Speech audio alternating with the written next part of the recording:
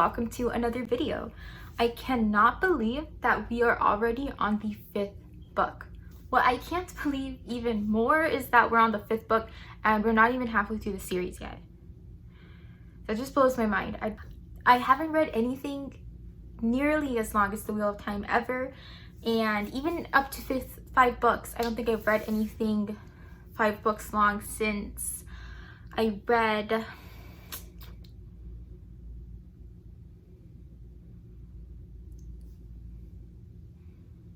I don't know, Vampire Academy in the 8th grade, maybe? So like, this is long.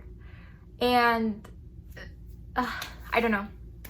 Anyway, I finally decided to start this vlog because if I didn't, this would turn into a review video.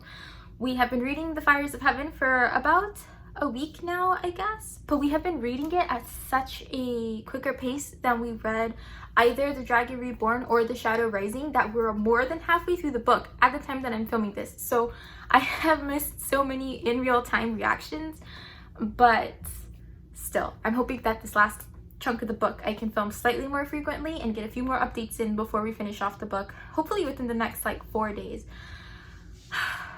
And the quick summary of this first like 55% is that I loved this book so much. I thought I loved The Shadow Rising because of the Perrin and Fail like sequence and the arc that took. I really loved that. However, I'm learning more about the ale because I love the ale, but I am loving this book for like, I don't even know. It's really hard for me to describe why this book is standing out for me, but it is so much fun.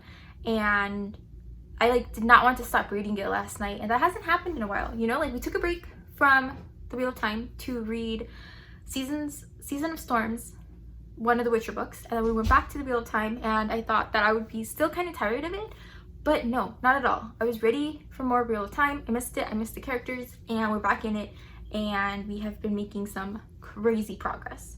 So I think I'm going to start by like going through the different plot lines that we're following and like the point of views and things. I do want to preface that my boyfriend warned me before we started reading The Fires of Heaven that Perrin's point of view would be missing from this book. And in some ways, some people might describe that as a spoiler, but I am relieved to be reading this with that information because otherwise I think it would lessen my experience of the book because I loved Perrin and Fail. So I would be waiting for them to come up all book and then they wouldn't, and I would be disappointed when there's so much other stuff going on in this book that I actually do love. And now I'm not distracted by waiting for that plot line to come up. So I enjoyed that. My boyfriend kind of undersold The Fires of Heaven because he forgot like a good chunk in the middle and then also spent it waiting for Perrin's point of view and it never showed up. So I'm not surprised by that, and I'm glad that I know going into it because it would have negatively affected my reading of The Fires of Heaven. I miss Perrin, I do. But so many other things are going on, and honestly, where we left Perrin at the end of The Shadow Rising, I'm content to leave him there forever because then nothing bad is happening to him, right? Like if I'm not reading about Perrin, Perrin is not in danger, whereas I'm sure as soon as I see another chapter from him, something dire is going to start happening, and that's not the life I want for him. So he can just kind of stay off to the side indefinitely and be safe. All right, to start off, I do want to compare the 2 editions. Whoops. I do want to compare the 2 editions of the book that we are reading. So here I have my copy of The Fires of Heaven, part of the new mass market paperbacks that are being published. I think they are all out now, all the box sets. But I'm working my way through these. I really like this one, like the yellow in this cover. And as you can see here, we've got the chapters tabbed because we had a goal to finish it by this week, and we're a little behind, but only by like a day. So we really are set to finish this in 4 or 5 days or so. So good. And you can see here, these are my other box sets. So 1 through 3, 4 through 6, and then I need to buy 7 through 9 sometime soon. There's that, and then this is the edition that my boyfriend is reading. This is one of the original cover art editions, and it has the people on it. Again, not my favorite art style. these editions. I think on the cover we've got Rand, Matt. I think that's Rand. I think that's Matt. I'm not 100% sure who this is. Maybe Avienda or Egwene. I think it's more likely to be Avienda. She has red hair and Egwene doesn't. That's a guess. And if I had to guess where they were, it's probably their camp near Viridian or somewhere in the wastes. Not 100% sure about that. Yeah, and then on the back of this, you have the generic, non-spoilery version of the synopsis, and then this book actually only lists through book 11 when this was published or printed. The prologue starts from Elida's perspective, and I was a little confused at first whether Elida was like the Black Aja or just a usurper, and I pretty much come to the conclusion that she is just a usurper because she definitely seems to be against the Black Aja. She was just really angry that Swan was helping Rand and hid his existence from the rest of the White Tower and just wanted to take power for herself, so that was like really convenient for her. And then I think we leave them for a while. There's not a ton that I can remember happening at the White Tower with the new people that have come to power. I know that they're looking for Rand, and Padan Fain is hanging around. He went to get his red dagger from them, and I think last time we saw him he had taken it. That's interesting. He's got like his power situation with more death and whatnot going on. Oh yeah, we're getting a lot of chapters from Min and Xuanshanche's points of view, and I'll just start with their arc. They're so funny. I don't know. I love their chapters. I do think Xuan reads a little young. Like, she's supposed to be this ageless Aes Sedai who's in reality probably something like 40 or 50 years old, I would guess. At least older than like 20, because I think she was around near the time of like the Ale War or whatever. So like she's older, but for whatever reason when I read her chapters, it reads like a really young woman. So I don't know why I feel like that. She just doesn't seem to have as matured a narration as I would have expected. Also, however, like so many of the characters in the real time are so petty, so maybe that's just skewering my reading, is that she has these same features that I've kind of been annoyed at in some other characters, and it reads really young. So I don't know, but nevertheless I'm having a good time. They left the tower. You've got Xuanshanche, and whose name I have a ton of trouble pronouncing, so I'm still learning that. We've got Min, Lian, and Logain, and they're traveling, and I don't even remember where they were going at first, where they were trying to get to, but they're traveling. They're just a fun group. I don't know, Min is funny. She, not funny like haha, but like interesting funny, and I find that I like her chapters because I'm less annoyed by her fated, inevitable, just accepting kind of love of Rand that she's got going on. Like, that has annoyed me a lot in the past, because I hate when characters think that things are just inevitable and then they're like, oh well, you know, it's gonna happen. I don't know, I like when they at least try to do whatever it is they want to do, even if there is some outside force that's going to push them in a particular direction. And I especially hate it with this love arc romance thing, because it just makes it seem so,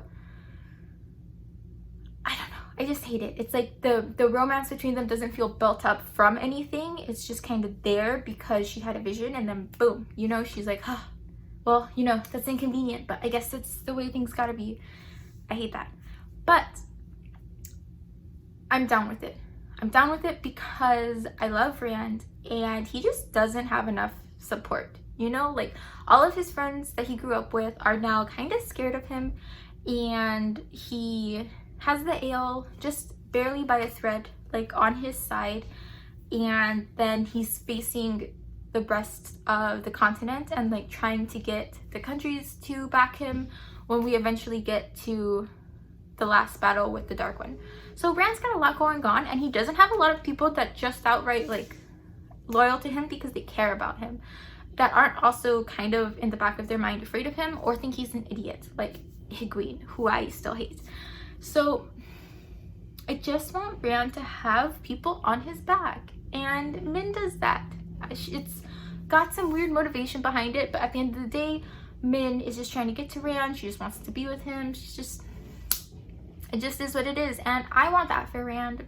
I want him to have at least some friends that are they just want to be with him, independent of whether he ends up being romantically tied to Min.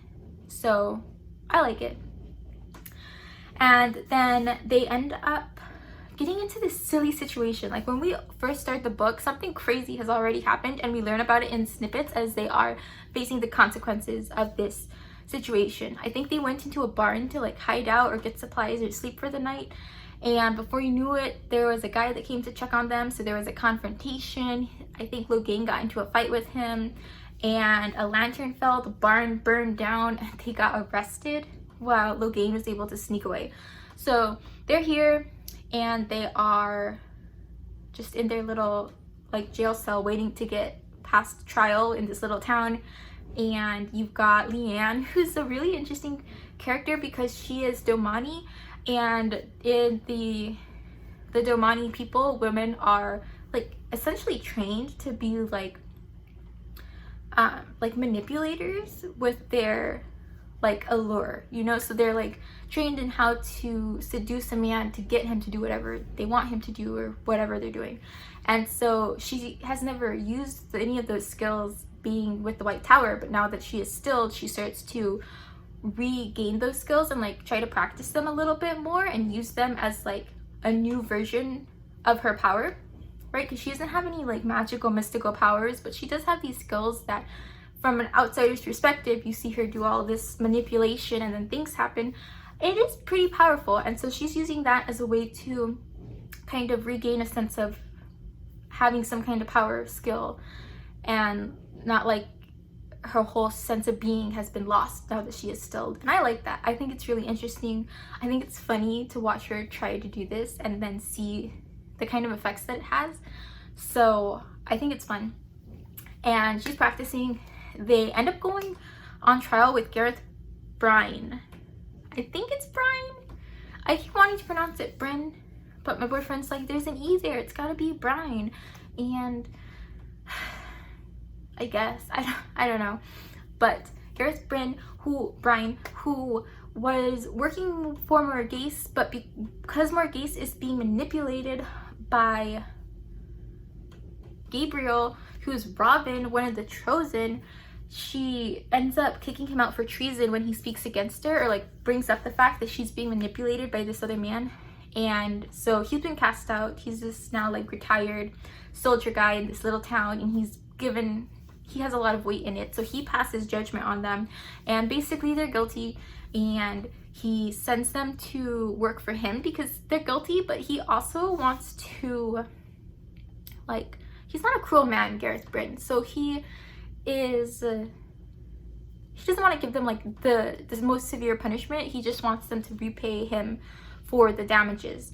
So he sets them to work on his estates, and he's really interested in Swan Sanche. And I don't know what kind of interest it is at this point. I can't tell if it's like completely romantic or it's just intellectual, like a mild interest in like, this strange person with these crazy eyes, or with these interesting eyes.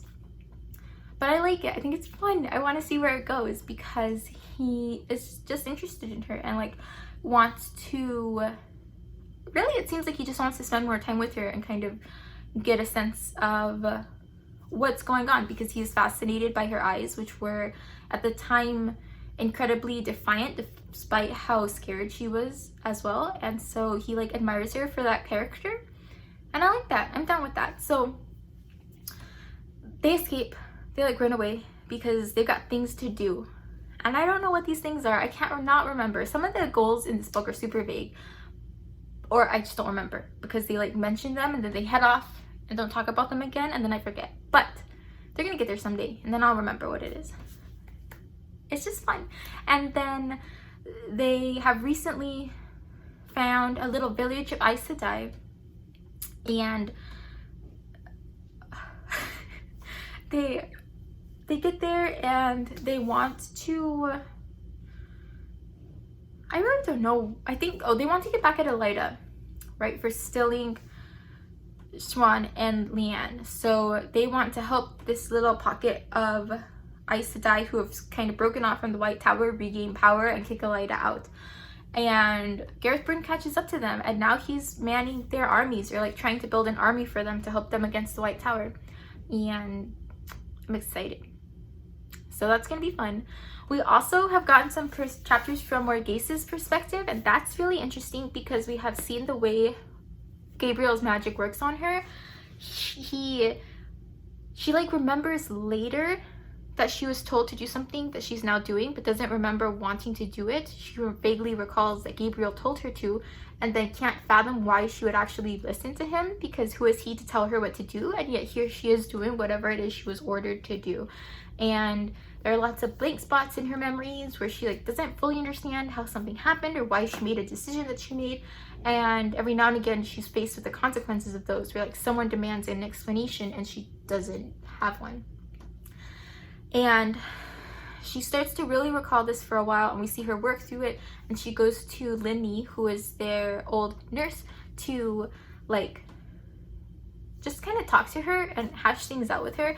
And that's when we learn that she hasn't been to see Linny in a long time, despite usually going about once a week. And so she knows things are up, and she knows she has to get away from Gabriel. Right now she thinks that his effect on her can't possibly be magical because he's too old to be a man who can channel. Men who can channel will die before they get to be his age. So she doesn't think that he can channel, which is wild because that's exactly what he's doing, because he's a chosen and one of the Forsaken. But she just knows that she has to get away from him. So she thinks she's just being like stupid romance kind of manipulated thing, but that's not what's going on. But they make an escape, and now she's got Linny and these other people, like this guy that was the owner of the Queen's Blessing, and he has like a bodyguard who has like a lady he's with, and they're all together and they're heading out of Camelin. I love when you got like a little band of people who are going off on a little adventure. I love that. And right now we've got little bands of people going off on little adventures, and I like that. And so they're going off to do things, and then, oh my god, Brand in this book, the things that are going on with him. He has, like at the end of the last book, there was a big schism in the Ale between the people who supported Couladin and the people who are supporting Brand, and then he goes off to like wait for clan chiefs, and he's trying to speak to clan chiefs and whatever, but then gets news that Couladin is heading across the spine of the world. He's heading towards Carhian, because Couladin is just the worst, and he has some of the motivations that are the hardest for me to empathize and understand.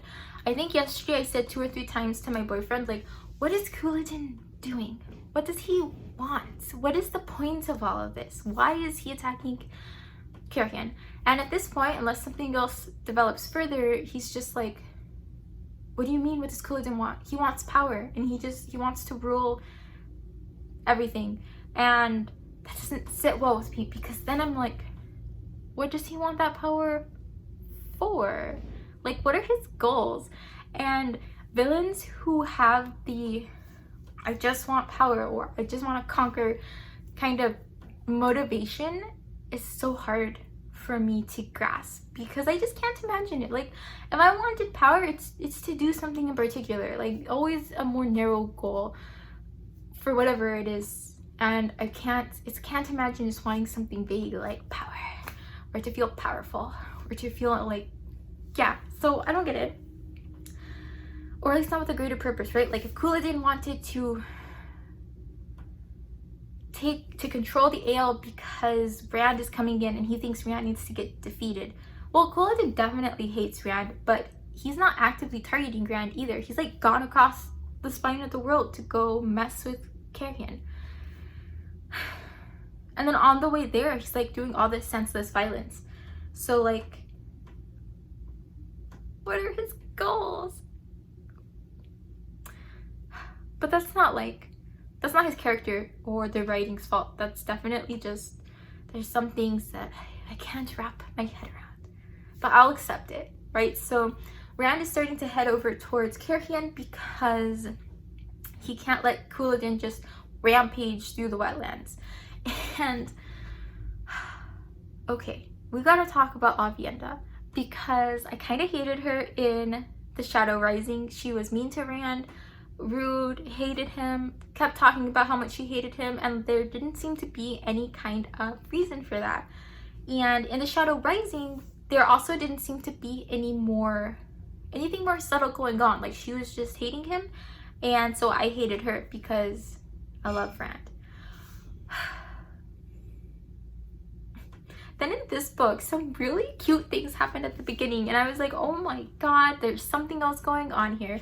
Like, Rand gave her a bracelet, I believe, in The Shadow Rising, and she still wears it, right? And he had to go jump through hoops to make people realize that it wasn't an interest gift. Like the Ale, when they're interested in essentially courting each other, they will present the woman with gifts or something like that, and then the woman is now in debt to the man, and if she wants to like accept his offering, she'll give him a gift or something like that, is how I believe it works.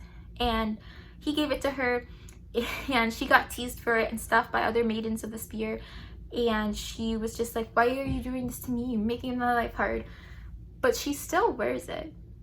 So I was taking notice of that. And then you've got the instance where Rand, she was mad at him for some reason. I can't remember why. Like, does she need a reason to be mad at Rand? Does anyone? Like, I don't know why people get mad at Rand as often as they do. He's just doing his best. But he gave her flowers, and they were just like friendship, like, hey, you haven't talked to me in a long time. Maybe this will make you feel better, because the Ale have this like these debts to each other and these gifts that they exchange for different things. So he thought maybe if I give her these flowers, it will help smooth something over. And she had them, and there's a scene where Egwene sees her like dealing with some flowers, rearranging them somewhere, and she asks her where she got them, and Aviendha doesn't tell her. She's like, nowhere, I just picked them myself. And that's kind of weird, because if like they were nothing to her, you would think that she'd just be like, oh, Rand sent me these stupid flowers. But she didn't. She lied about that. And then later, Rand says something like, Aviendha and Rand get into an argument, and she tells him, I hate you. I will always hate you. Like, you are the worst. And she says it very explicitly, very definitely. But then later, she goes to the wise ones, and she tells them that she lied twice that day and needs to be punished for it because of her toe, right?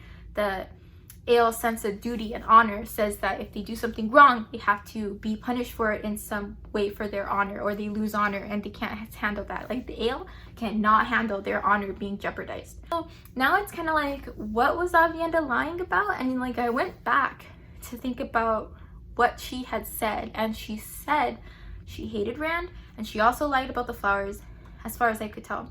So like, that's 2 lies.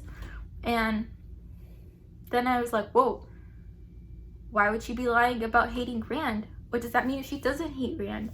What is this? And then later, she talked to Egwene, and they were talking about the sister-wife tradition with the Ale, right? Where like, if 2 women are friends, but they're both interested in the same man, rather than let him come between them, they're just like, we'll just both marry him. And then they're sister wives.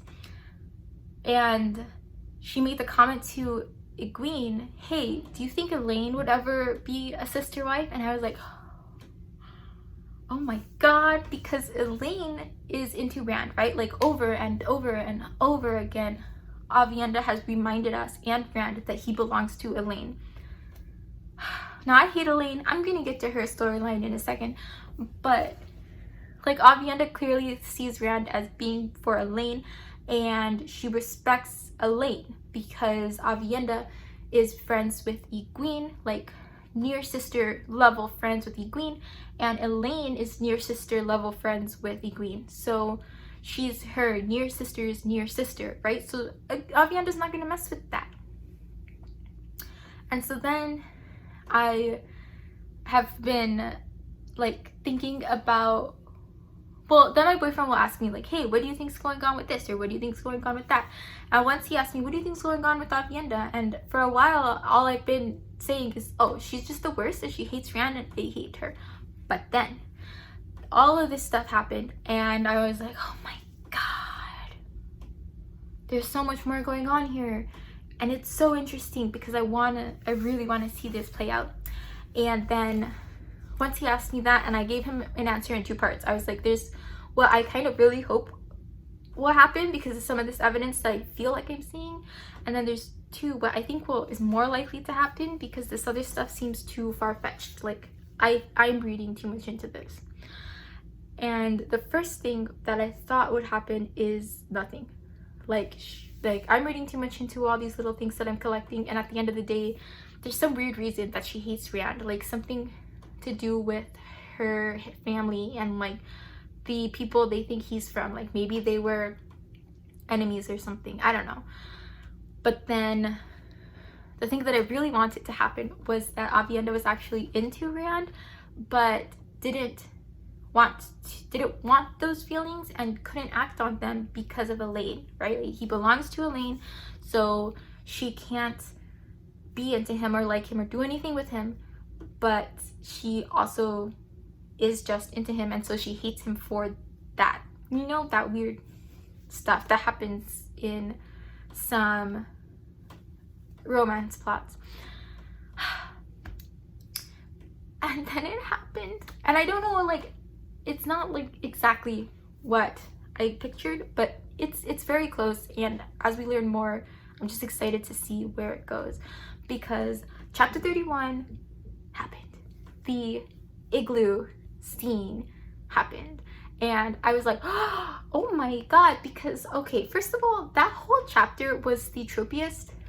Like, it could have been straight from silliest, straight from a fan fiction chapter in the whole world. Like, it's kind of a little out there in tone and motivation, and like, it was kind of ridiculous. I feel like Robert Jordan was just having a lot of fun with that chapter. It was like super weird.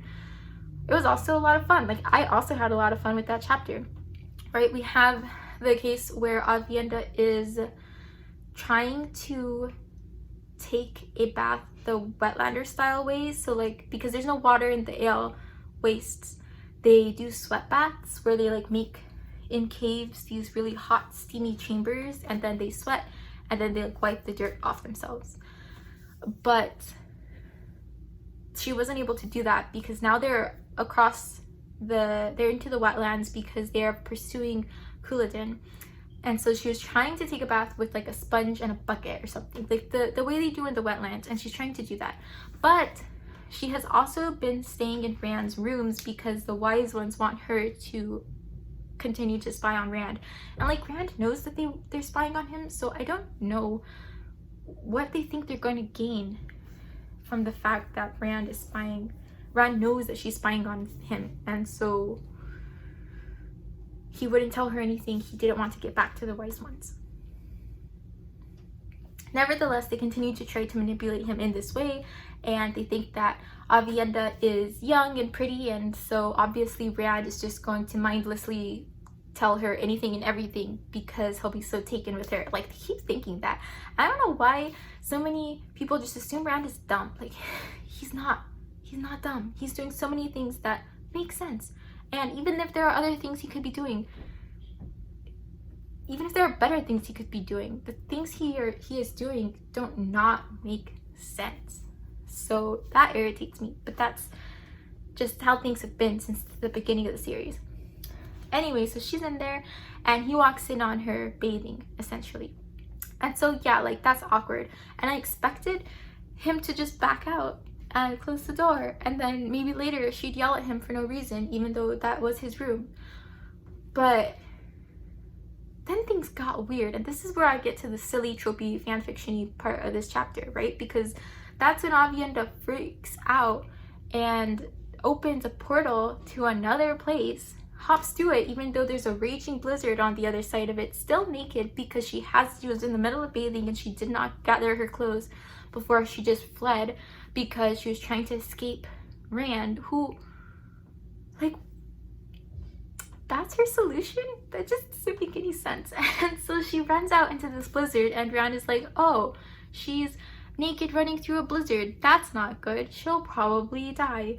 I'm gonna gather all these things. And he sweeps up like her clothes and some blankets and rugs and whatnot and dashes after her to go help her get back, because what in the world is she doing? And then weaves this thing so that the portal doesn't close on them, basically. And he runs after her. And they run forever. Like, Avienda does not slow down. She keeps running. And I'm just like, this is the stupidest thing I have ever seen. Because, what? But again, all I can like justify it is that the Ale have this incredibly hard for me to empathize with sense of honor. And so I guess if you've got that weird Ale honor, it does make more sense to risk dying by fleeing in a snowstorm than go back and face the fact that you were just naked in front of this person. And so I guess this is what she's thinking or not thinking or whatever as she runs through the snow for a long time.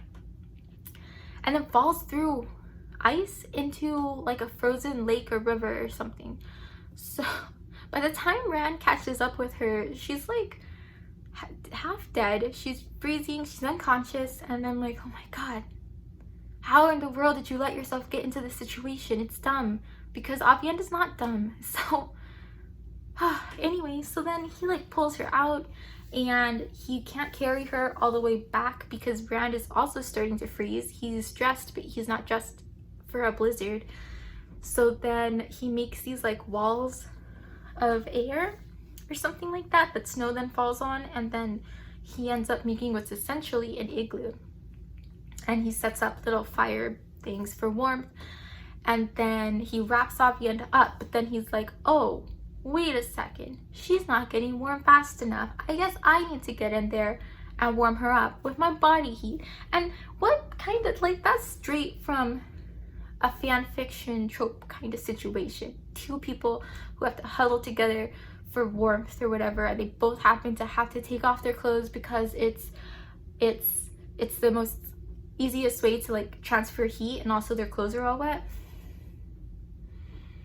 Like, scientifically, yeah, that's real, you know, like I've taken wilderness first aid training. I get how that works, but this didn't have to happen if Avienda didn't run out into a blizzard like ridiculously. Nevertheless, now they're all wrapped up in these rugs, and eventually Avienda wakes up and she's just like, what in the world? I keep trying to run from you, but you keep following me, and the arches or the rings or the portals or whatever don't lie, so you know what, whatever. And throwing caution to the wind, she like just kisses Rand, and then we fade to black and we return 2 or 3 hours later, so you can fill in the gaps on what happens in those 2 or 3 hours. But I was just like, what is this? This is how this happens? And so basically what seems to have been implied is that Avienda did go through those arches, that all the people who want to be wise ones or clan leaders, or just wise ones, I think it's just wise ones, they go through these arches, and these arches like tell them about their lives. They give them visions of the course of their lives, and it's too much for any person to like contain in their head, so they ultimately forget most of what they see, but they remember snippets. And so it's obvious from this that, or it seems to be that during these snippets of whatever she remembers, Avienda remembers being with Rand. I don't know if it's romantically or just like this toss in the rugs that they had, but she remembers some involvement with Rand, and because of Rand's connection to Elaine and how complicated that would be for her, she has been just kind of refusing to feel anything for him, any interest in him in any kind of way, and just choosing to try to hate him instead. And now she's kind of, essentially it seems like she's gotten that out of her system in this igloo. But for that to actually be why she was so angry at him, it's so wild. Like, it just makes her so much more interesting to me as a character. And then two, I don't know what's gonna happen next, because as soon as they were finished, Rand was like, oh, well, I guess the wise ones can marry us as soon as we get back.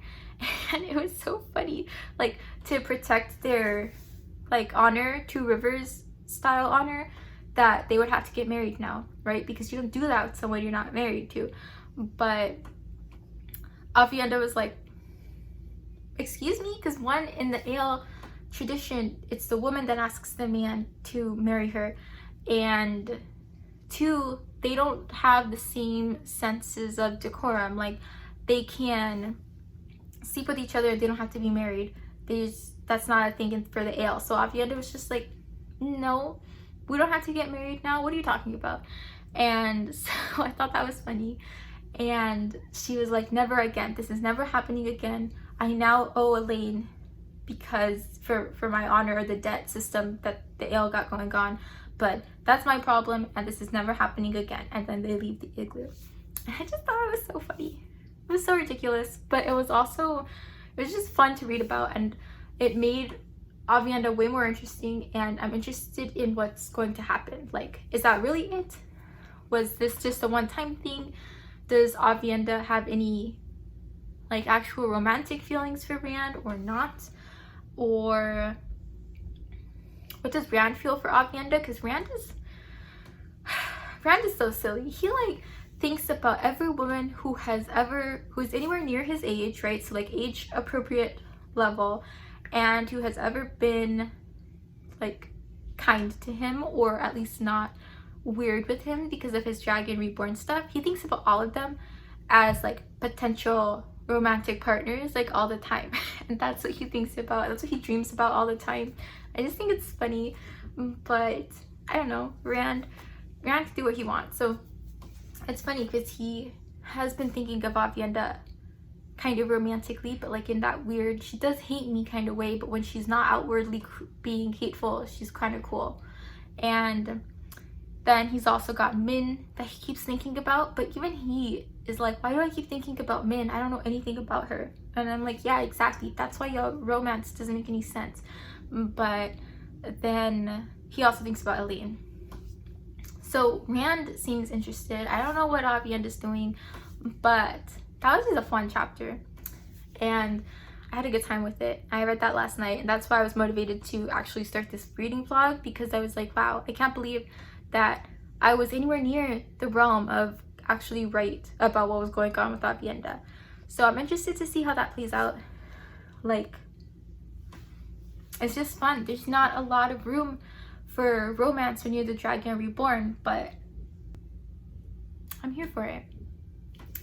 Other things that are happening include the line of Elaine, Nynaeve, and Tom and Julian. They're so funny. I am loving that plot thread. They got out of Tanchico, and they're trying to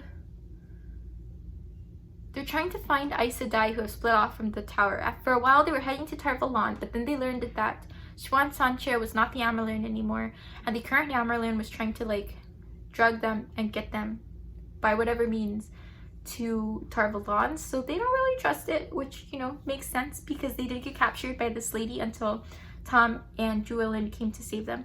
So they're like heading over there, and then they decided instead to try to find the small subset of Aes Sedai who have split off from them, because they read in a dream in Tel'aran'rhiod that there was this other little city of Aes Sedai, which I think is where Siuan Sanche, Leanne, and Min are now. and they're trying to get there too. But they don't know where it is. Nynaeve can't remember the name of the place that she read.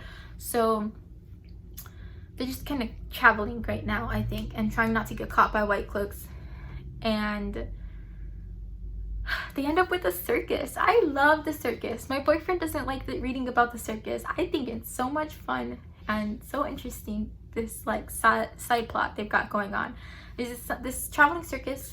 I love the way they describe elephants. I think it's funny because they don't have the word elephants, but they're there and using the power. Elaine is like a tightrope walker, and the most ridiculous things keep happening. Like, Nynaeve has been in 2 fist fights so far, and they're like juvenile cat fights. And the first one admittedly wasn't Nynaeve's fault, right? Because someone was angry that the men in the troop were flirting with Nynaeve, so they came and they started to bash her with a stick, and Nynaeve fought back. That's dumb. First of all, just as a motivation for anything, it's ridiculous. But then later, Nynaeve is talking to someone else about the Shan-Chan and the Suldam and the whatever the counterpart to the Suldam is, and the lady is not being cooperative. So then Nynaeve shakes her, and then because she's being shaken, the other woman hits her, and next thing you know, they're fighting again. And I'm like, really, Nynaeve? What in the world? How are you doing this? Like, control yourself. So that really bothers me. I hate Nynaeve. That's like that's not news to anyone, I'm sure. I don't like her at all, and I still don't like her.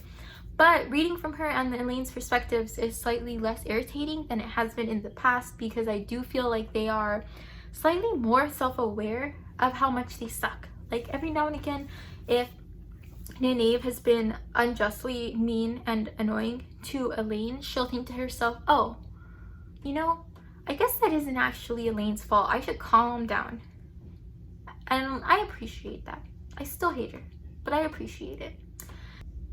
And then you've also got this thing where Nynaeve is starting to miss Lan, and so she starts to think about how she misses him, but because she doesn't want to like miss him, because I guess she thinks it makes her seem weak or dependent on him, she starts to hate him. She like thinks hateful things like, oh, why isn't he here, and how dare he make me miss him, or whatever, like angrily. And that's the dumbest stuff ever, because Lan offered to go with them, but she got all up in arms and like, no, I don't need you to protect me. Who do you think you are? No, you stay here and I'm going off on my own. I don't need you. But now she's like, oh, why isn't he here? And how dare he make me miss him? And it's like, Nynaeve, you've got to make up your mind, because this is irritating and I don't have time for it. You told him not to come, so you have like no excuse. And she doesn't think about that. You know, it's not like like the thing with Elaine I mentioned, where she's thinking about Lan ruefully, but also acknowledges, well, you know, I did tell him not to come. She doesn't do that. She's just hateful. And Elaine had a really weird like subplot where she was trying to flirt with Tom, even though Tom is like 3 times her age and also was the lover of her mother. And that was really weird. That was weird. She stopped. I wasn't really down for that. I was just like, Elaine, what are you doing? What is your motivation? Now they're like traveling with this circus, and Nynaeve's role is to kind of stay still while Tom tries to throw knives and aim really specifically, like a pair on her head or something like that. And she keeps telling people she's not going to do it, and she gets really, really angry about it. But like, Nynaeve, you've got to do something. She didn't want to work for this traveling troupe. They said that they would pay for the troops' expenses and also do a bit of work for them if they could travel with them. And they're traveling with them because they need that cover, because they're really close to a white cloak controlled area, basically. So like, that makes perfect sense to me. And the guy told them that they could sweep the stables or something like that, like do some cleaning, but they didn't want to do that. They were too good for that. So then that's when Elaine was like, no, I can actually tightrope walk, and so can Jewelyn, and Tom's a gleeman. And so then it's like, well, Nynaeve, what are you gonna do? She doesn't want to do anything. She doesn't want to work. She doesn't want to perform. She doesn't have any skills. She hasn't come up with anything else, any talents, anything else that she can offer to the circus. So she's Tom's partner, his like dirt partner. She just has to stand there, but she's scared. So instead of just acknowledging that she's too scared, she is angry all the time, and that's irritating.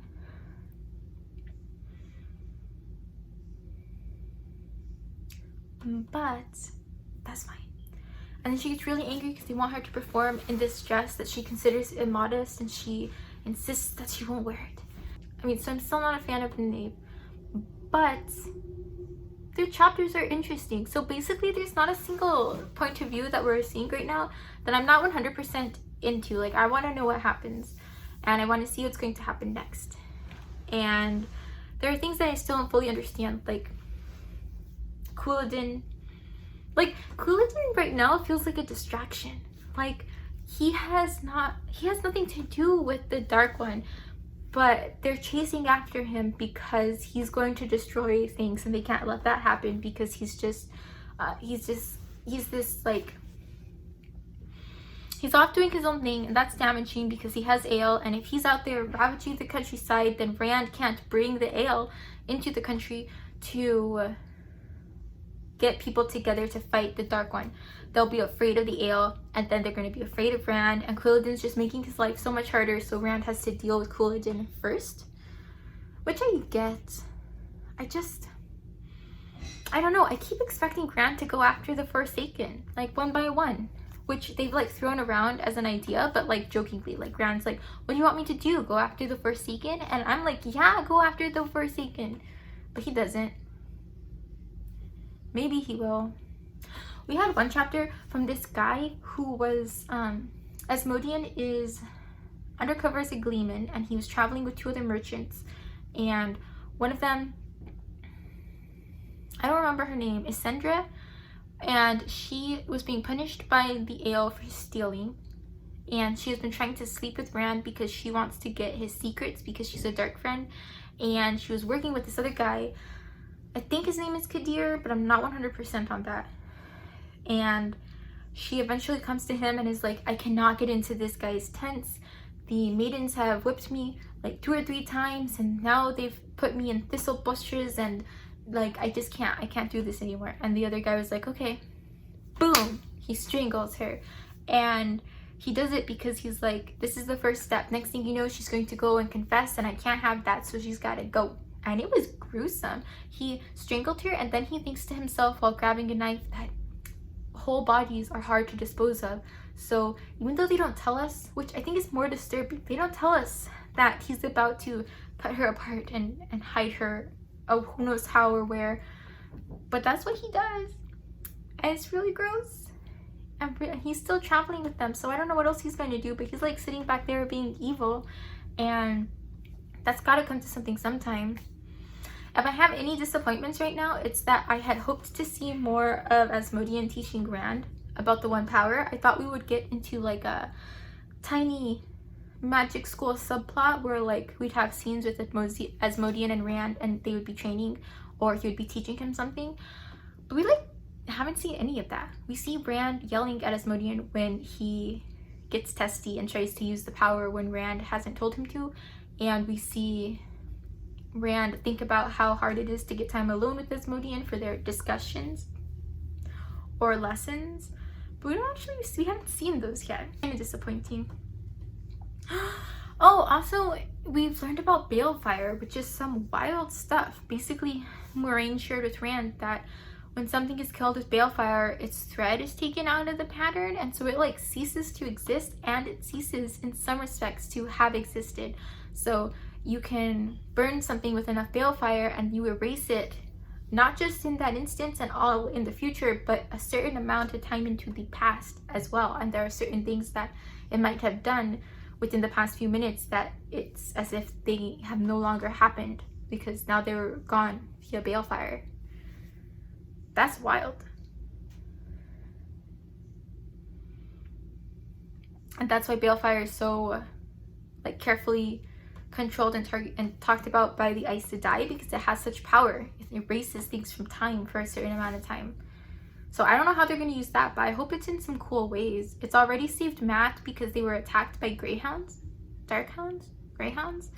Darkhounds? I don't know. But you know, like the evil dark one dogs that if any of its bite gets, or like even just saliva gets on a person, it can kill them. And apparently Matt got like his whole arm covered in the stuff and would have died, but Rand, when he's saving him, hits one of the dogs with so much balefire that it's erased a certain amount in the past. And so even though Matt remembers his arm being covered, he only feels the effects of a few drops and he's able to be saved. So that was pretty cool. That was nifty. And I don't know where I think things are going. I think that, oh, Moraine has been extra weird. She's like super submissive to Rand because she is tired of him not listening to her. And so she's hoping that if she's like over zealously doing whatever he wants, he will kind of let his guard down and actually start to listen to her, because she's still trying to get him to do what she wants him to do, even though he's really against being dragged around by her. But she's doing it in like what feels to me a really desperate way. Like Moraine needs Rand to listen to her, and she has been really worried for a long time, for most of the time, but it seems like there's this increasing worry on her part that she is going to die before Rand knows enough things. Like she will repeatedly remind him that she's not always going to be there and he needs to listen to her, because there will come a time where she's not going to be there to tell him things. And so it really it feels to me like Moraine thinks she's going to die soon, and I kind of think it might be by the end of this book. I don't know. So that's interesting. I don't know what to expect. I don't expect Moraine to be around very long. Otherwise, this tension feels like it would be building up to nothing. You know, like there's increased desperation in Moraine, and so it feels like she's running against some kind of clock. And if that clock doesn't run out soon, then it feels like she's unduly being so worried. So I'm interested to see how that goes. And I'm just having a good time. I feel like last book, Perrin's chapters were the only ones I really liked, like was invested in, and I thought that I would not like this book as much because he wouldn't be in it. But I like every single plot line. I want to know what's going to happen, and I'm being pulled along by the story. So I don't know if that's because there are like things about it that I like very specifically, or I'm just far more used to the characters and I missed them after taking that break to read the Witcher book. But I'm having a good time, and I'm excited to read more today and come back hopefully sooner than the next half of the book with updates. I think the only prediction I have is that Moraine's gonna die soon. I think it's in I think it should be in this book with the way that she's acting. Maybe it will be in like the next book or something. And then yeah, so I'm excited to see. I want to see more of the Forsaken. Like we're seeing them get seated and like chess pieces on a board. They're just like ready to go, but I want to see them go. So hopefully that happens sometime soon too. All right, I think that's it for this update because it's already like an hour. Why did he do that to me? Okay, so it's been like 2, maybe 3 days since my last vlog update. I believe that I last updated shortly after chapter 31. I had been reading like chapter 32, I think, and now I'm in the middle of chapter 47. So it's been like 10 chapters since I last updated, and I think the biggest thing that has happened is that there was the fight, right? Rand has been following after Couladin because he's messing with Carrion, and Rand is like, no, that's not cool, and he's going down there to stop him because Couladin's being dumb, right? And then there's so many things that were so cool about that fight. Like we saw how Egwene and Avienda and Rand were using the power from like this tower in order to like aid in the fight, bringing down lightning and blowing up like lands and things like that.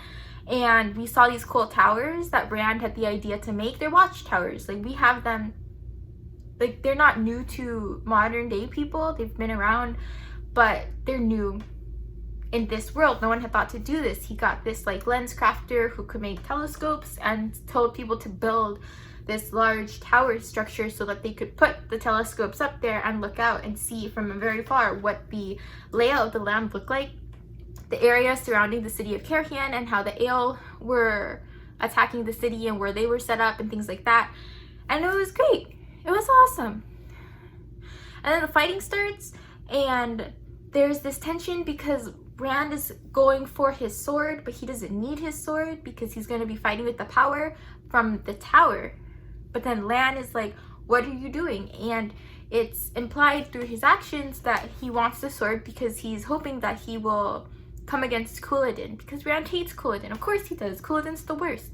And he wants to kill him. He wants to be the one to fight him. And he's going to do that with his sword. But Lan is like, no, you can't do that. You can't be the one to search out Couladin. Like, maybe you'll wind up being against him, or maybe you won't, and that's going to be all right, because at the end of the day, you are good, but Couladin is also really good, and you can't take for granted that this Ale-trained man is not going to be a really, really good fighter, and he's going to be too close of a match to you. It's too dangerous. Like, you can't be the one to seek him out. You have more important things to do. And so then Rand leaves, and he's still kind of hoping that like his Ta'Veren-ness is going to draw Couladin to him, because it seems like that's what should happen. You know, like Rand is the strongest Ta'Veren and Couladin is the thorn in his side, so they need to end up together for their grand final battle. And then it happens that Matt is trying to leave. He's been trying to leave since forever. Like, Matt does not want to be here, and he finally feels like he's able to do that. He tells Rand that he's leaving. He heads out, but then he sees that some of the people on Rand's side are heading towards this area where the Ale are set up for an ambush, and they don't know it. So Matt is just like, you know what, I'm just gonna warn them real quickly and then I'll be on my way. Obviously, that's not what happens. He gets caught up in the battle as well. He follows them through several conflicts and like skirmishes, and he's just trying to get them to a relatively safe spot. And then he ends up against a group of Ale that it is said has the leader in them. So Couladin is in this group of Ale that Matt is about to face off with, and it's like, oh snap, what's going to happen? Because if Matt ends up going face to face with Couladin, the tensions are just as high as with Rand, right? Like, yes, Matt is very good and he has his luck, but Couladin is also very good. So there's a risk there, and there was this tension, and I was on the edge of my seat because I was like, wow, I am so excited to see this face off. I want to see them fight. Then we go to Rand's perspective, and we see him kind of stumbling through the battles because he's tired and he's been using the power, and Lews Therin is like kind of taking over a little corner of his mind, and he keeps remembering things that only Lews Therin knew and Rand doesn't actually know. And it's like this fuzzy haze, like it reads like a fuzzy haze, and that's what Rand is in, and that's all well and good. I liked that section. I thought it was well written. Then we come back, and Rand gets collected by some of the Maidens of the Spear, and then he is told that the battle is over. They won. All of the Ale that were part of the Shido are being collected and taken as prisoners, and that Couladin is dead. And Matt kills him, and his head is mounted on a pike somewhere, and that's the end. It's done. Then we get Matt's perspective, and he's not really thinking about it at all. So we don't like get any kind of flashbacks. He's just kind of like, that happened. Maybe now I can leave. And like, that's it. That's all that's happening. And there are some things that I get. Like, my boyfriend told me that when it came to scenes like this, Robert Jordan was pulling on his own experiences as a war veteran, and the feeling that when you're in a war, you've been through a battle and you have to kill someone like that, you, or at least in his experience, you don't always remember it. Right? It's like this traumatic experience that later you can only recall in bits and pieces, and it's fuzzy and hazy. And he wrote those scenes to reflect that experience, which works, right? Like, I get why that's a good approach. It's realistic. I just really wanted to see somebody fight Couladin. I thought he was going to be such a bigger part of the story. I told my boyfriend I didn't think he was even going to die in this book. I thought he was going to be a player in the next book, at least for a little bit. And now he's gone. I wasn't ready for that. I feel like I had built Couladin up to be a pretty significant problem, because I felt like he was going to trapeze through the countryside and like make Rand's job harder for a long time, because he'd be walking through places that Couladin had ravaged, and people would be skeptical of Rand because he says he's the dragon, but Couladin was also the dragon, and the dragon just brought in a bunch of ale and messed them up. So Rand also has his pack of ale, and maybe they shouldn't trust him. I thought that was going to be happening for a while. But now Couladin is dead. And like the realistic depiction of war, the way it played out with like Rand's point of view, was really good. Like I told you, it just was described as a, like, it read hazily, and you know that Bran was exhausted and he had so much stress going on, and like you can read that in his perspective. But then we just missed this whole scene, and it's the kind of scene, like, if we think about Matt as just a person, it makes sense that he wouldn't think about it very much. It makes sense that he was just fighting for his life, and so later he's not going to really recall all the details of exactly what happened and how things happened. But as a reader, it was unsatisfying. I was disappointed that we didn't see that fight. Which isn't anything against Robert Jordan's writing. Like, I'm not here trying to critique his overall anything. I'm just here with how the writing and the things that happened made me feel, and it was unsatisfying.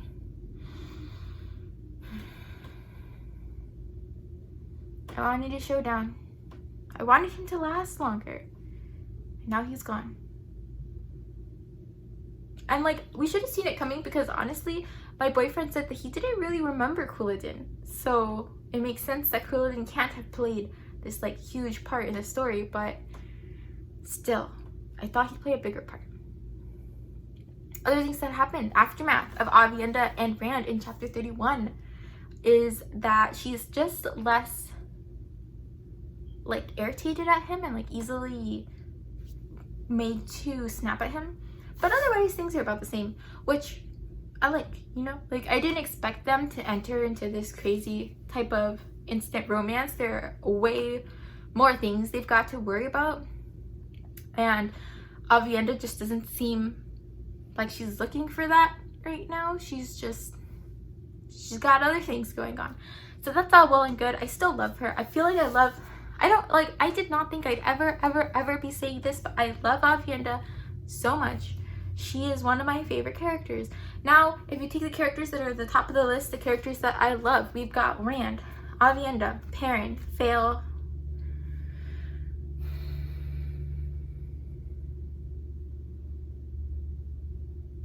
and maybe Tom Merrilin.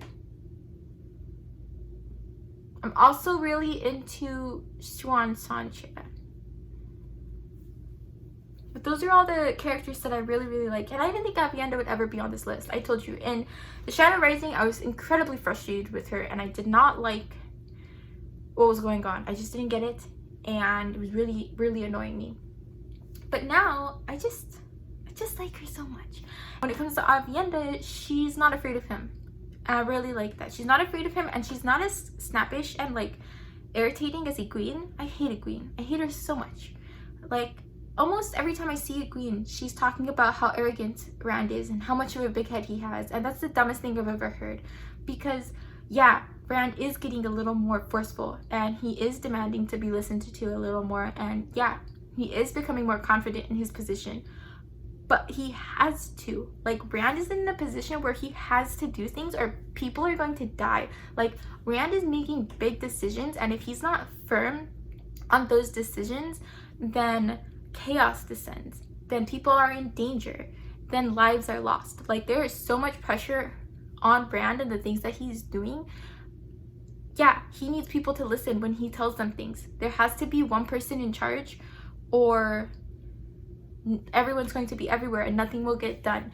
And if that person is going to be him, if he's going to be the dragon reborn, if he's going to be a man who can channel, if he's going to have to face the dark one, then listen to him. Yeah, do it. And it just irritates me that she considers that arrogant. I don't think Rand has done anything that makes him seem arrogant. He isn't being pushed around. And yeah, sometimes he's a little snappish and not as respectful as Egwene would want him to be to people like the Wise Ones or the Aes Sedai. But like, sometimes they're really annoying and they're holding him up and he's got stuff to do. I can't. I hate it. Like, Egwene's just here playing around with the power, and she doesn't seem to have an appreciation for the kinds of pressures that are on Rand, and she's just angry at him for not being the shepherd boy that she grew up with, and that's not fair. I hate it. I hate it so much. So that was an Egwene tangent, just to say that I love Avienda because she's not quite that snappish. Yeah, she was kind of hateful towards him in the Shadow Rising because she had this weird tension with him, and she's still like not always the nicest, but she's way more even-tempered, I think, than Egwene is, and she hasn't taken to like calling him arrogant in their every single interaction, and she's not afraid of him. Like, their interactions, and I don't know that we've ever gotten a chapter from her perspective yet, but their interactions don't leave me thinking that she's afraid of him or she is being in any way reserved because she's worried he might be going crazy. Like, Matt is always thinking about how Rand could be going crazy at any moment and he needs to get out of there. Like, Avienda's just hanging out, you know, and I like that. And I like the Ale because they aren't afraid of Rand. You know, the Ale have their thing. I forget who said it, but someone said it in one of the other books, maybe The Shadow Rising, that the Ale don't walk towards death, but they don't fear it either. So they're not here thinking, oh, Rand, he might go crazy and kill us all. They're just like, wow, we've got things to do. The Tarmon Gaiden is coming, and we've got things to do. The Dragon Reborn is here. We've got to follow him. Let's go. And then they just go. And obviously, I'm not unsympathetic towards the people who are scared. It's just, as a reader, I want to see my characters be like, I'm not always looking for the most realistic depiction in a story. You know, like, I'm not looking for what is really going to happen. I'm looking for, especially in fantasies, stories of like larger than life heroes and people doing things that seem impossible but doing them anyway. And so I really just appreciate characters who have even unbelievable amounts of like bravery. They're just fun to read about. And so I like Avienda. I'm also having a good time with the circus chapters. There was this, oh, I forgot. This is like a big thing that happened. That there was a showdown in Tel'aran'rhiod between Nynaeve, Brigitte, and Moghedien. And it was wild because Nynaeve has been having Brigitte spy and like search around Tel'aran'rhiod for Moghedien because she wants to know what she's doing. Brigitte is one of the heroes from like Heroes of Legend who is hanging out in Tel'aran'rhiod because she's waiting to be reborn. This guy whose name starts with a G but I can't pronounce, that she is tied to in the pattern, has already been reborn. She's always reborn within a few years of him because ultimately their paths cross and they have this love story that has been repeated over and over and over again. They get together, they fight together, they fall in love, and then eventually they die and then they get reborn again.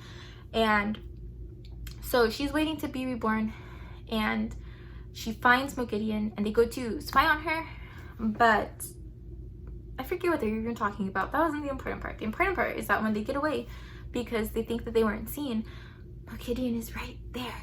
And the way that she is written into this scene was really cool, because Brigitte is in Overwatch. Brigitte and Nynaeve are talking, and then out of nowhere, without any other warning, there's a sentence followed by Mogideon said, like super casually just thrown in there, and it makes you go, what? What did she say? She's not here. But then she is, and that was the wild part. And she's like angry because she's trying to hunt down Nynaeve, because she's mad that Nynaeve almost killed her in their last encounter at the end of the Shadow Rising. And so she like manipulates Nynaeve's body and starts to essentially get ready to torture her after tossing Brigitte off to the side, and she crumples and like it seems like she's dead. And then Nynaeve barely gets away because Brigitte shoots Mogideon, and then Nynaeve is able to escape. In that shooting, right after that shooting, Mogideon's response is to do something to Brigitte, and it's not certain what it is at the time. I thought that it was balefire. I thought she had balefired Brigitte out of the pattern, and I was just, it was so bad, because I was like, oh my god, this, like, she's tied together with this person who is going to be waiting for her, and now she's not even in the pattern anymore. She's never going to be reborn. They are never going to meet. That was so sad. It was terrible. However, it turns out that somehow or other, Mogideon ripped Brigitte out of Tel'aran'rhiod, and she's now in the real world as she is, like fully grown. She wasn't reborn. She's just there again. And that's weird. And Nynaeve was super, super messed up about it for a while, because she felt really guilty about almost getting Brigitte killed due to what she called her own arrogance in assuming that she could seek out and face Mogideon, but she couldn't, because she got thrown around really, really easily. And that almost meant that Brigitte almost died. So those were interesting chapters to read, because on the one hand, yes, I was like, it was sad, you know, like what happened to Nynaeve was scary, and I get that she'd be really sad, and if she were anyone else, I would only be really sad for her. But I hate Nynaeve. Like, I go back and forth between who I dislike more, Nynaeve or Egwene. And so there's another part of me that was just like, yeah, you are really arrogant, and yeah, you don't know nearly enough, or at least not nearly enough as you think you do. And so yeah, obviously something bad was gonna happen, and I'm glad you're finally seeing this. Gosh. So yeah, that was another part of me during those chapters.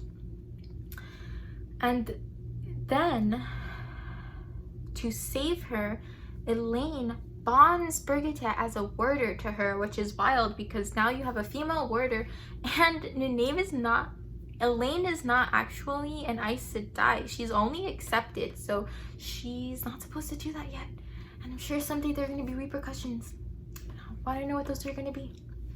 But what's really got me kind of confused is this idea of how the information we know now about Tel'aran'rhiod and how people and heroes of legend are kind of hanging out there to be reborn, how that ties into the Horn of Valir and like what it does. I thought that it's like called back spirits, right? It calls back these heroes of the dead to like fight. But isn't Brigitte one of those heroes? And what if she had been reborn? Like, what if she were on the earth, reborn as like currently a 2-year-old or something when the horn gets blown? Does that mean she's not called and just whoever's left over in Tel'aran'rhiod comes? Or not? And yeah, you know. And also, how was Mogideon able to pull her out of Tel'aran'rhiod? Because Brigitte did die. Like, she died in a past life. So like Mogideon can't just bring people back from the dead, how did she get her body there? Like, what is happening? So that currently has me pretty confused. I don't really know how it all works. And I honestly thought that the battle with EL would take the whole rest of the book, so I'm not really sure what to expect. I think we're almost done with Rand. Honestly, in this book, I think that he's not going to have very many more chapters. Right now, he's in Cairhien getting all the lords to pledge loyalty to him or something, and he's going to have to decide like who's going to be in charge of Cairhien or whatever. But I think that's only like a couple more chapters, and then I think that we're probably going to spend another good chunk of time wrapping things up with Nynaeve and Elaine. I don't know if I expect them to see Moghedien again. Like, this is not a lot of book for all the things that are currently happening. And then we haven't seen Swan Sanche and Mint in a long time. They're just hanging out. If I were to guess, I would say that maybe by the end of the book, Elaine and Nynaeve get to Saladar, the little town of Aes Sedai that they're trying to get to. I think they'll probably get there and like catch up with Swan Sanche and Min. But I'm not 100% sure. So that's what's happening. Really bummed about Couladin.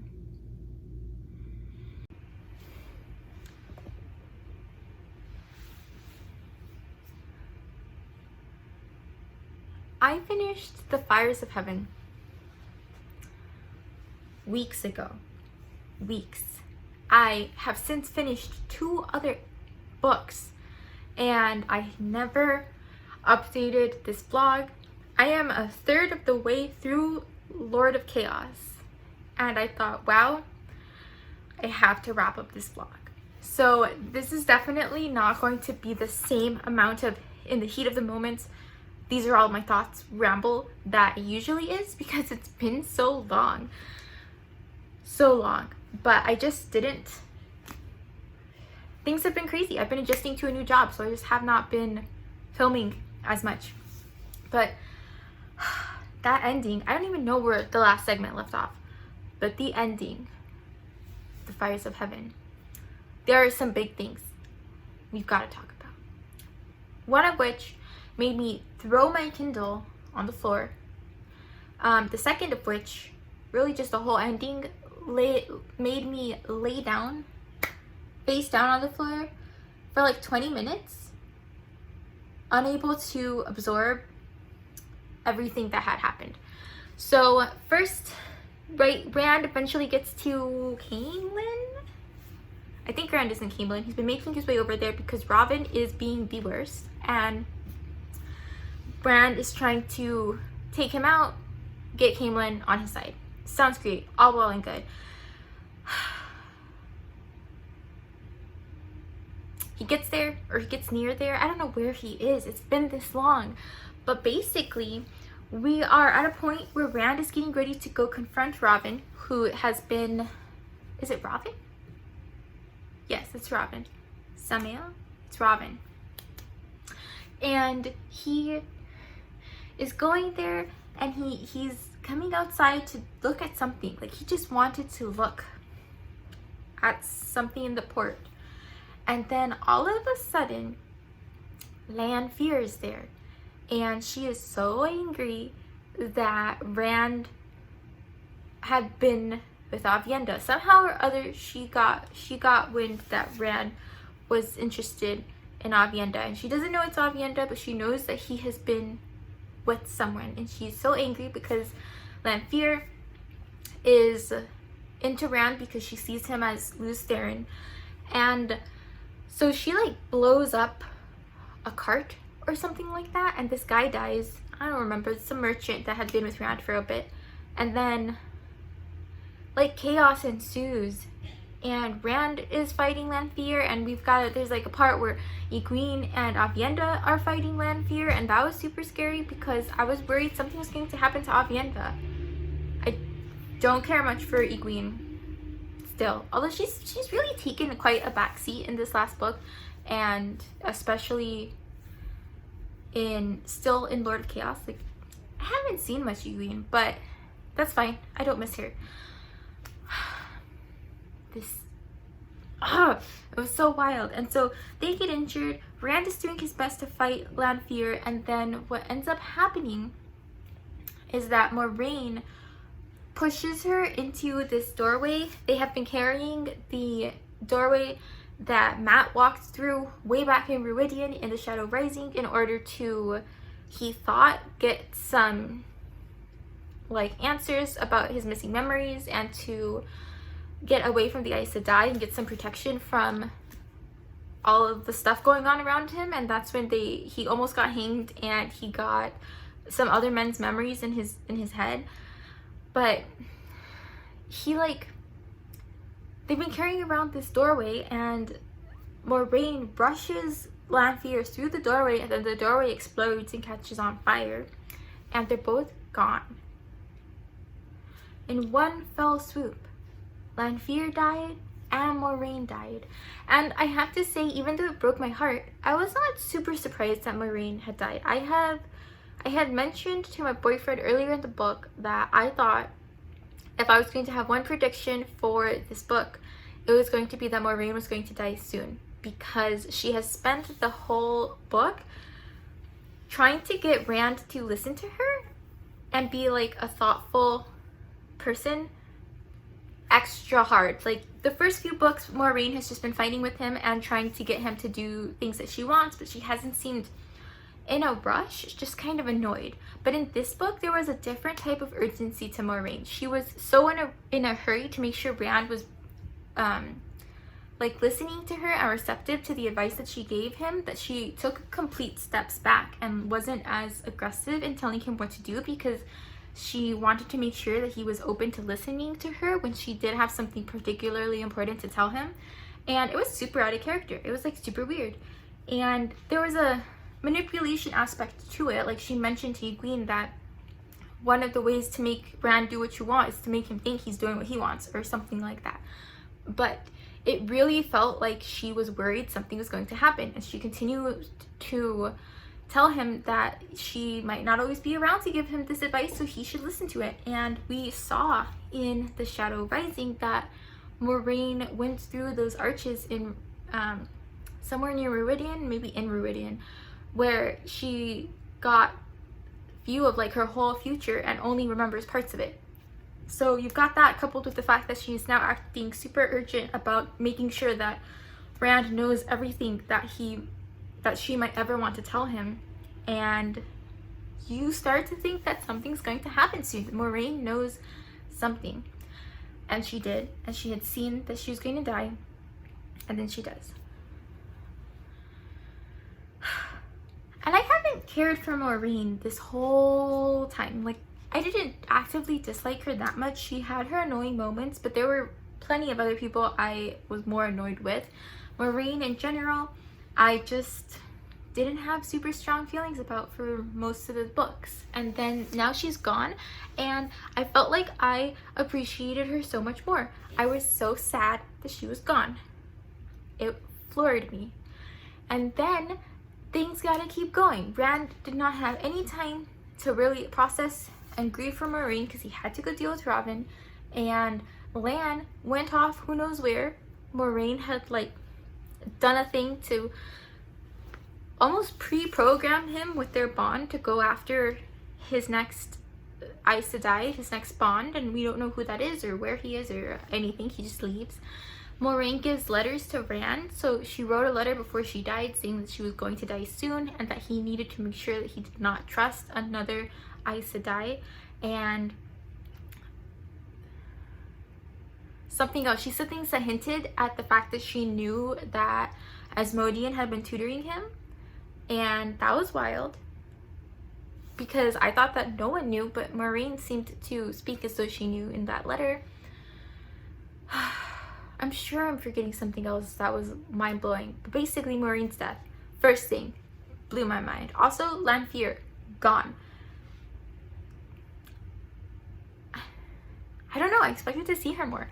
And then Rand goes and he starts to fight Robin, and he brings his little army, and then things go bad. They walk straight into a trap. There's debris flying everywhere, there's an explosion, and then suddenly everyone's dead, or at least everyone I care about except for Rand, because Avienda is dead and Matt is dead. I actually didn't think Matt was dead. I didn't realize that. I thought that he had just gotten knocked unconscious. It was later that I learned he had actually died. But Avienda died, and that, I literally threw my Kindle on the floor and stopped reading for a straight like 5 minutes, because I didn't know how I was supposed to keep reading the book when one of my top like 2 favorite characters, maybe 3, had just died so suddenly. And I was expecting her to be such a big player, so when she died I was just like, how is this, what? So that was a problem. And then Rand he's fighting Robin or whatever, and then you get to the end and he's in this big battle and he ultimately defeats him with balefire. Now, it's also in this book that we learned the mechanism of balefire. We learned that it doesn't just destroy, it rips people from the pattern and time itself for certain amounts of time. The stronger the balefire, the more out of the pattern they are ripped, and there are moments preceding their death that cease to exist. So it's like super powerful. It's kind of like time travel fire, and it's really dangerous, which is why people stopped using it. But Rand uses it to defeat Robin, and he does it enough that he undoes all of the events that happened right before, where including the triggering of the trap that killed Avienda and Matt and lots of other people. So he manages to save them, and that blew my mind, because on the one hand it seems a little overpowered, like that was a lot, but on the other hand, balefire is supposed to be this complex maneuver that is also super dangerous, and most people not only don't know how to use but are hesitant to use. And so Rand doesn't seem like he's about to start balefiring everything just to make things the way he wants.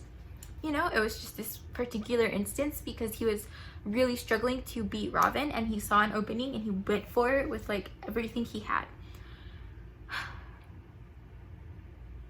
So that was wild. That's Rand. But then while Rand is in, he also ends up fighting Robin into Tel'aran'rhiod, which is where Nynaeve is, and she's there, and she has been scared of Moghedien basically the whole book, like absolutely traumatized by an encounter she had with her at the beginning of the book.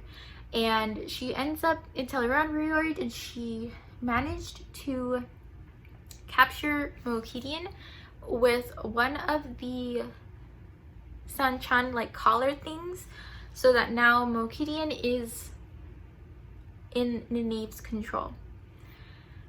So that was wild, because she had the opportunity to just kill her, and she didn't, because she wanted to be able to use Moghedien for learning, because Moghedien is from the Age of Legends, and so she can teach Nynaeve a lot.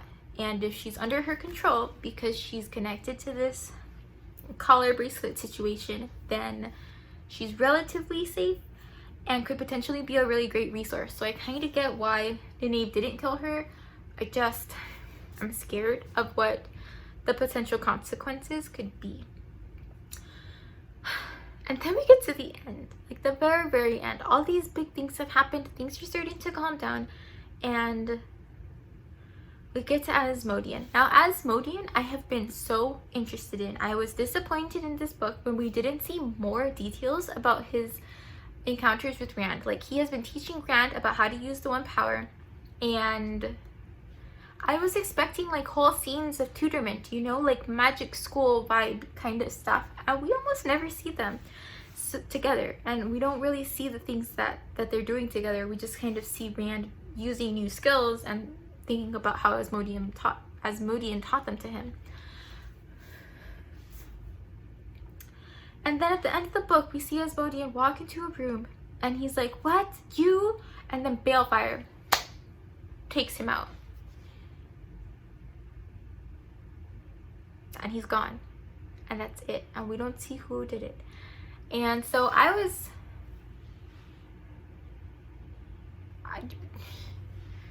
that blew my mind. And then my boyfriend did tell me that this is a point in the book that apparently is often read as being like a really big cliffhanger kind of thing to be revealed later, and that you are disappointed if you think that because it doesn't get revealed later. So he told me this, even though in some lights it might be a spoiler. I asked him to tell me because it was going to lessen my experience of the rest of the books if I was waiting for something that was never going to happen. And it might have made sense that it would have happened, but then it just doesn't.